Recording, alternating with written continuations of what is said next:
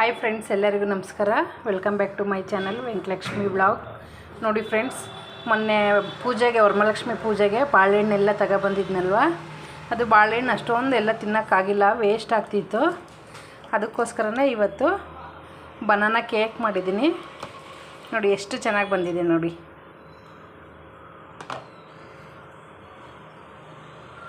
ನೋಡಿ ಸಾಫ್ಟಾಗಿ ತುಂಬ ಚೆನ್ನಾಗಿ ಬಂದಿದೆ. ಬಿಸಿ ಇದೆ,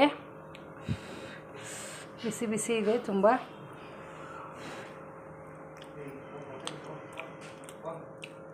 ಗೋಧಿ ಹಿಟ್ಟು ಮತ್ತು ಬನಾನಾ ಬೆಲ್ಲ ಹಾಕ್ಬಿಟ್ಟು ಮಾಡಿದ್ದೀನಿ.